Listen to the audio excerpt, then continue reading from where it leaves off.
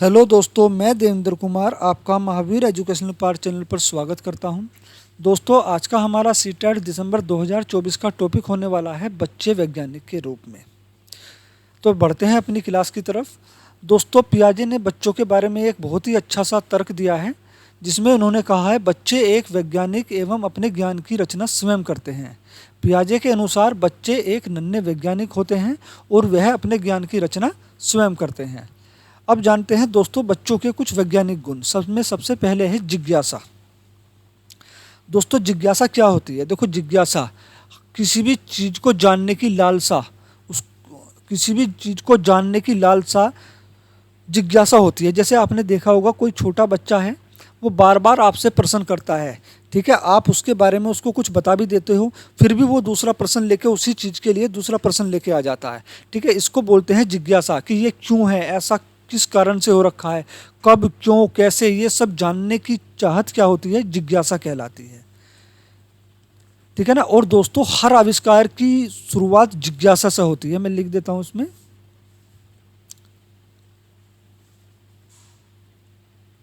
हर आविष्कार की शुरुआत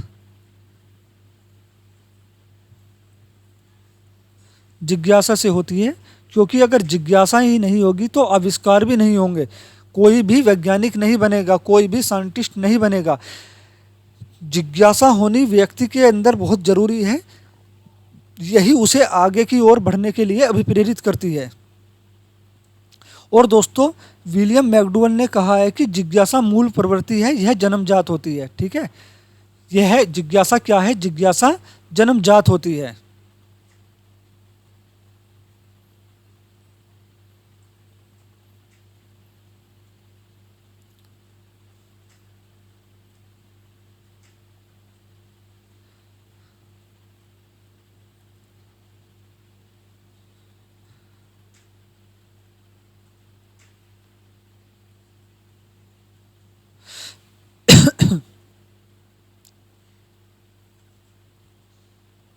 जिज्ञासा क्या है? जिज्ञासा जन्मजात होती है, ये अर्जित नहीं की जाती, ये बच्चे में जन्म से ही विद्यमान रहती है, और यह एक मूल प्रवृत्ति है। किसके अनुसार?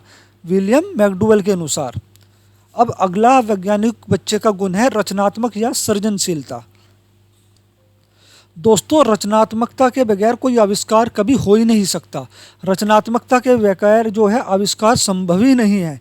ठीक है, तो रचनात्मकता होनी बच्चे के अंदर बहुत जरूरी है, और विलियम मैकडूगल ने इसे भी एक मूल प्रवृत्ति बताया है, और यह भी जन्मजात है।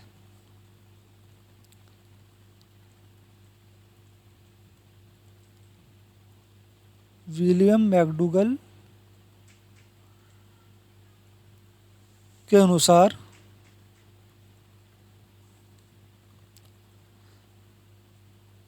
रचनात्मकता या सृजनशीलता जन्मजात है,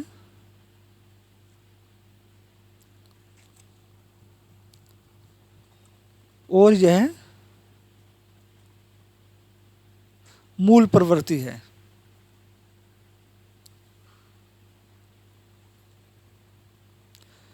अब जैसे कोई छोटा बच्चा, ठीक है ना, इसको उदाहरण में देख लो एक बार। जैसे कोई छोटा बच्चा टेढ़ी मेढ़ी रेखाएं खींचता है, तो इसको क्या बोलते हैं? इसको बोलते हैं सृजनशीलता। ऐसा नहीं है कि टेढ़ी मेढ़ी रेखाएं खींचना जो है बेकार है, या बच्चा कॉफी पेन को खराब कर रहा है, ऐसा नहीं है। टेढ़ी मेढ़ी रेखा खींचने का मतलब है बच्चे में रचनात्मकता है, वो कुछ बनाने की कोशिश कर रहा है, उसके अंदर कुछ करने की चाहत है। ठीक है ना। मिट्टी के घर बनाना, कागज की नाव बनाना, ये सब क्या है? ये सब सृजनशीलता या रचनात्मकता होती है। जैसे टेढ़ी मेढ़ी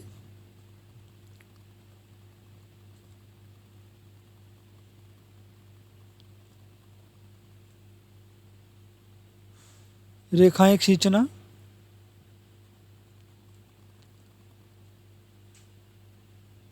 मिट्टी के घर बनाना,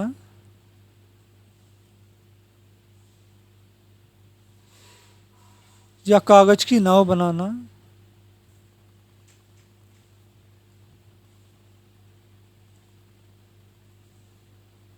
ये सब क्या है? ये सब रचनात्मकता है। अगला बच्चे का वैज्ञानिक गुण है खतरा उठाने की प्रवृत्ति।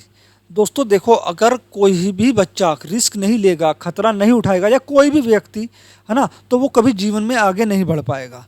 अब इसमें देखो, बच्चे के अनुसार खतरा उठाने की प्रवृत्ति कैसी है। देखो, बच्चे को साइकिल चलाते समय, जब बच्चा साइकिल चलाना सीख रहा होता है, तो उस समय बच्चे को कितनी चोटें लगती हैं, वो गिरता भी है, उसके हाथ, उसका पैरों में, हाथों में चोट भी आती है, लेकिन क्या वो साइकिल चलाना छोड़ देता है? नहीं छोड़ता ना। वो साइकिल चलाना रेगुलर जारी रखता है, जब तक वो साइकिल चलाना नहीं सीख जाता। ठीक है ना। तो साइकिल चलाना वो कब सीखता है? जब बच्चा रिस्क लेने की क्षमता हो बच्चे में, खतरा उठाने की प्रवृत्ति हो बच्चे में। ठीक है भाई, तो ही तो बच्चा, कोई भी बच्चा तभी तो कामयाब होगा जब उसमें रिस्क लेने की क्षमता हो, खतरा उठाने की उसके अंदर क्षमता हो।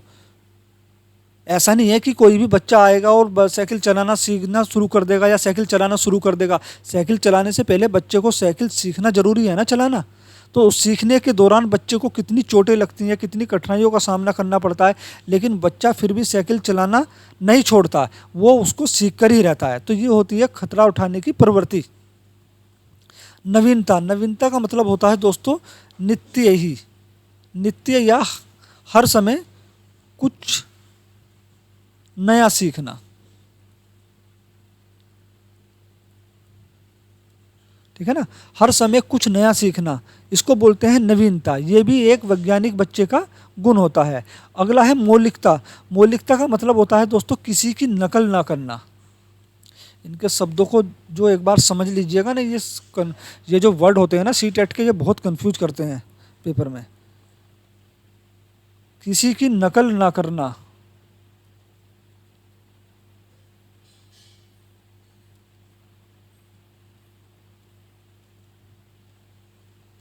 मौलिकता है, तथा जानकारी जुटाना नकल नहीं है।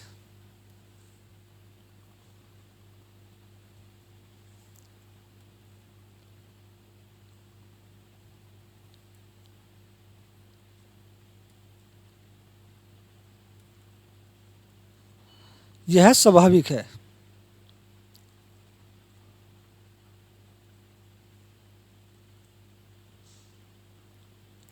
ठीक है दोस्तों, मौलिकता क्या है? किसी की नकल ना करना मौलिकता है, जबकि तथा जानकारी जुटाना नकल नहीं है। आप देखो, जैसे किसी चीज़ से या किसी व्यक्ति से कोई व्यक्ति, दूसरा व्यक्ति प्रभावित होकर उससे कुछ सीखना चाह रहा है, तो वो उसकी नकल नहीं कर रहा है, वो उस बारे में जानकारी जुटा रहा है, क्या सही है क्या गलत है, उसके गुण और दोषों के बारे में जान रहा है। ठीक है, इसको बोलते हैं मौलिकता। अगला है संक्रिया, फिर है क्रिया एवं प्रयोग। क्रिया एवं प्रयोग।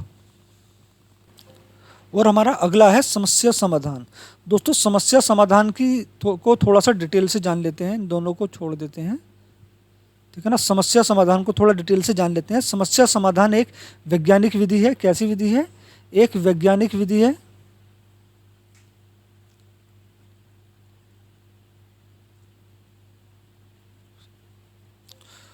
और यह कुछ, इसके कुछ चरण होते हैं जो क्रमबद्ध होते हैं। जैसे पहला होता है समस्या को पहचानना।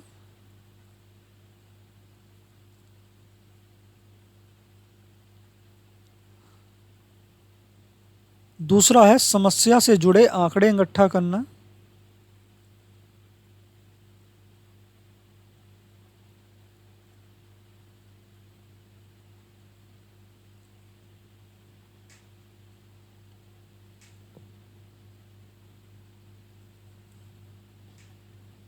तीसरा है संकल्पना निर्माण करना।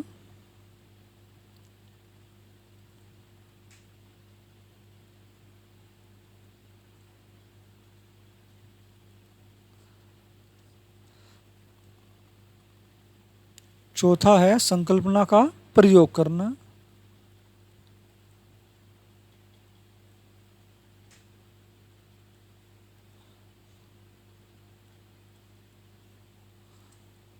पांचवा है परिणामों की बार बार जांच करना।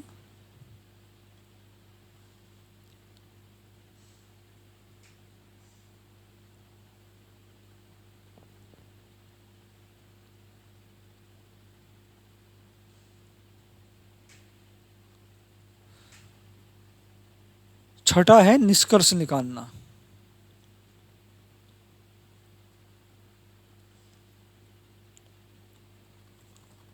दोस्तों ये समस्या समाधान की विधि के जो है क्रमबद्ध चरण हैं, ये आगे पीछे नहीं हो सकते, बल्कि सीटेट में यहाँ से क्वेश्चन भी बनते हैं कि समस्या समाधान की विधि के क्रमबद्ध चरण कौन से, किस तरह से होगा, क्रमबद्ध चरण लगाए।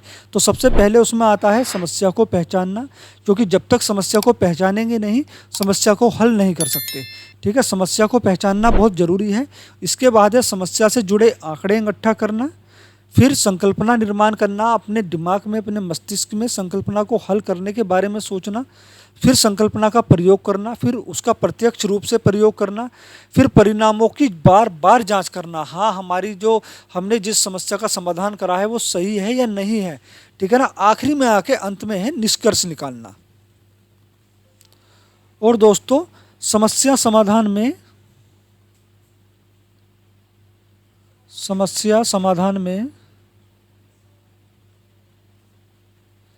संकेत और चिन्ह जरूर होने चाहिए।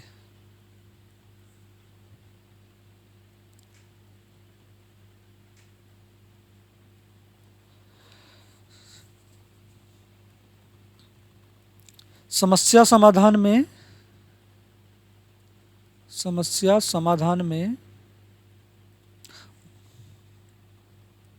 निष्कर्ष निकलते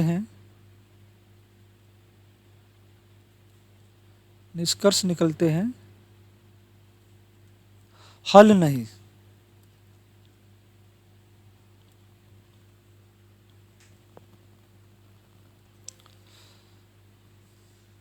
तो ये समस्या समाधान के बारे में था। ये समस्या समाधान जो है एक वैज्ञानिक विधि है। ये सभी 6 जो हैं इसके क्रमबद्ध चरण हैं। पहला समस्या को पहचानना, दूसरा समस्या से जुड़े आंकड़ा इकट्ठा करना, तीसरा संकल्पना का निर्माण करना, चौथा संकल्पना का प्रयोग करना, पांचवा परिणामों की बार बार जांच करना, छठा निष्कर्ष निकालना। अब है समस्या समाधान की विधियाँ। समस्या समाधान की सबसे पहली विधि है त्रुटि एवं प्रयास। दोस्तों कोई भी बच्चा, ध्यान रखना, अगर कक्षा के दौरान, कक्षा में पेपर के दौरान, टेस्ट के दौरान या कभी भी गलती कर रहा है तो वो नेगेटिव नहीं है, बल्कि वो पॉजिटिव है, सकारात्मक है। क्योंकि बच्चा त्रुटि एक करके ही सीखता है, त्रुटि एवं प्रयास के माध्यम से ही सीखता है।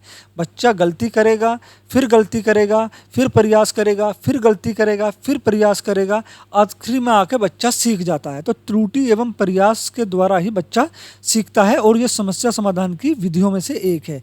इसके जनक कौन है? इसके जनक थॉर्नडाइक हैं।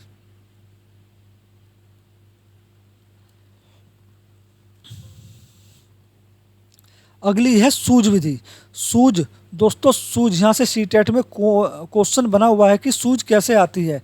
तो ध्यान रखना, सूझ अचानक आती है, अचानक या फिर एकाएक। एकाएक का मतलब भी यही होता है, ठीक है ना, अचानक से आना। जैसे आप किसी समस्या में घिरे हुए हैं, ठीक है, आपको जो है बाहर निकलने का रास्ता नहीं मिल रहा है, आप बहुत कोशिश कर रहे हैं, लेकिन एकदम से कोई आइडिया आपके माइंड में आता है और आपके माइंड की बत्ती जल जाती है। ठीक है, तो इसको बोलते हैं सूझ अचानक आती है। सूझ कैसे आती है? सूझ अचानक आती है। और इस विधि के जनक कौन है? इस विधि के जनक हैं कोहलर।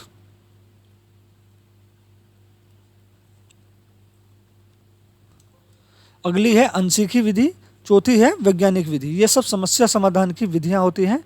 और समस्या, ध्यान रखना दोस्तों, समस्या जो है वो काल्पनिक भी हो सकती है, वास्तविक भी हो सकती है। काल्पनिक या वास्तविक हो सकती है।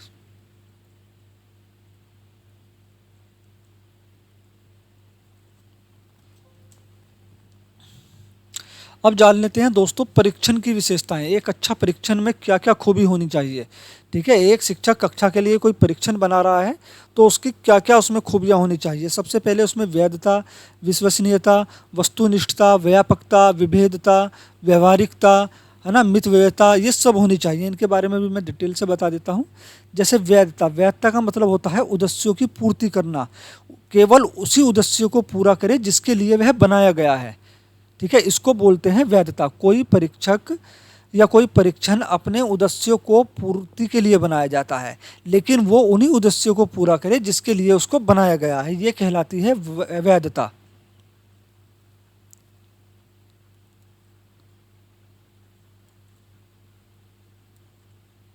उद्देश्यों की पूर्ति, लेकिन कौन से उद्देश्यों की पूर्ति? जिसके लिए उसको बनाया गया है। विश्वसनीयता, समान परिस्थिति में समान परिणाम लिख लें। ठीक है ना, समान परिस्थिति में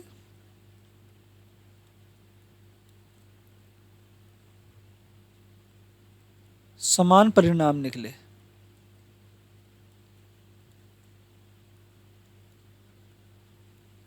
इसको बोलते हैं विश्वसनीयता। अगला है वस्तुनिष्ठता, या फिर इसको बोलते हैं निष्पक्षता। परीक्षण में बिल्कुल भी भेदभाव नहीं होना चाहिए, यह निष्पक्ष होना चाहिए। परीक्षण जो है कैसा होना चाहिए? परीक्षण में भेदभाव ना हो,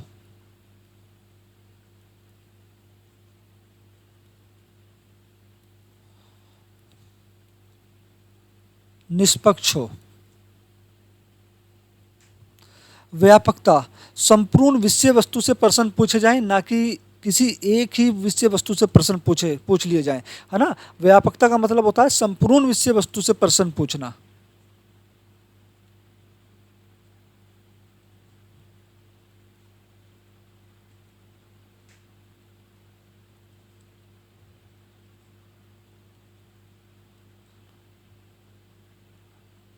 ऐसा नहीं है कि किसी शिक्षक ने कोई परीक्षण बनाया, ठीक है ना, और उसमें जो है केवल एक या दो चैप्टर, एक या दो पाठ्यक्रम ही ले लिए और पूरी बुक को ऐसे ही छोड़ दिया। नहीं, पूरी पाठ्य पुस्तक से, पूरी संपूर्ण विषय वस्तु से, उसके अंदर जो है जहाँ तक बच्चे को पढ़ाया हुआ है वहाँ तक सभी विषय वस्तु से जो है उसमें प्रश्न पूछने जाने चाहिए।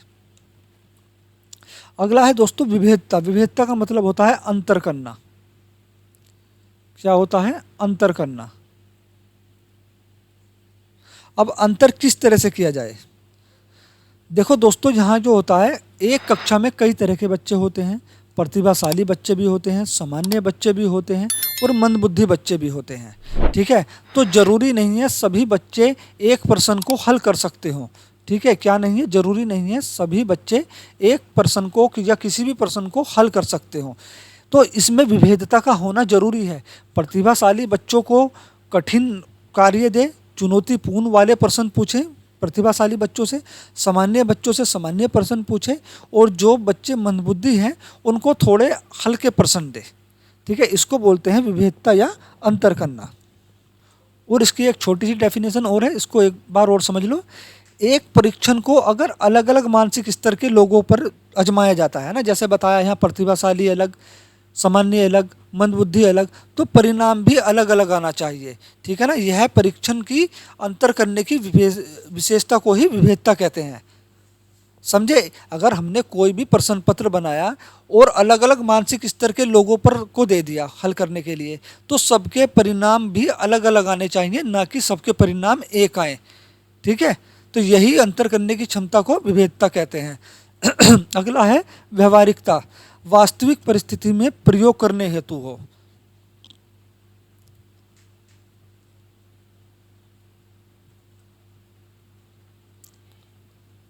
वास्तविक परिस्थिति में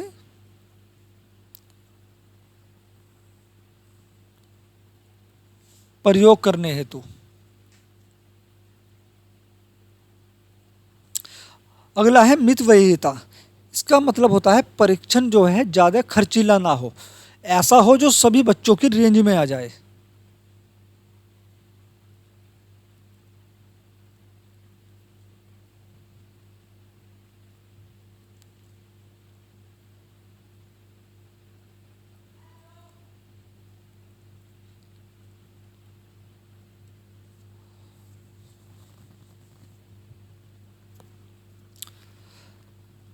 अब अगला है अच्छे प्रश्नों का निर्माण। अब अच्छे प्रश्नों का निर्माण किस तरह से किया जाता है? तो ध्यान रखना, बच्चे के पूर्व ज्ञान से जुड़े हुए प्रश्न होने चाहिए उस परीक्षण में। है ना, जो भी परीक्षण तैयार किया जा रहा है उसमें कैसे प्रश्न होने चाहिए, बच्चों के पूर्व ज्ञान से जुड़े हुए प्रश्न होने चाहिए, मतलब जो बच्चा जानता हो, जो बच्चा पहले जानता हो वहाँ से जोड़कर बच्चे को प्रश्न दें। मूर्त प्रश्न, मूर्त का मतलब है बच्चे ने जिस वस्तु को देखा हो, जानता हो, उससे संबंधित प्रश्न पूछें।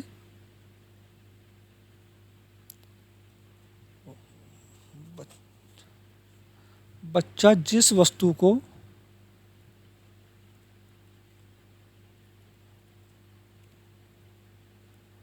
जानता हो या देखा हो,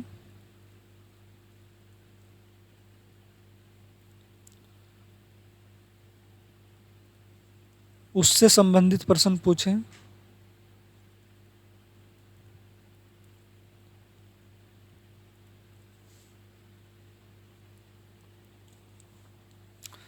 अगला है विचारात्मक या सर्जनात्मक प्रश्न।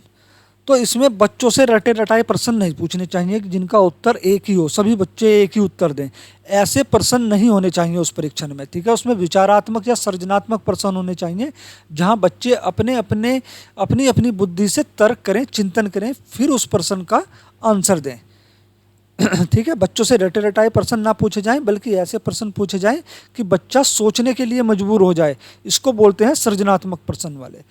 खुले अंत वाले प्रश्न, बच्चों से प्राथमिक कक्षा में हाँ या ना वाले प्रश्न कम पूछें, ठीक है ना। ऐसा नहीं कि मतलब एक निश्चित उत्तर हो उनका, ऐसे प्रश्न नहीं पूछने चाहिए, ठीक है ना। ऐसे प्रश्न पूछें कि बच्चा जो है सोच विचार तर्क करके उत्तर दे, इसको बोलते हैं खुले अंत वाले प्रश्न। और सभी बच्चों का एक ही उत्तर ना हो, सभी बच्चों का अलग अलग उत्तर हो, ठीक है, इसको बोलते हैं खुले अंत वाले प्रश्न।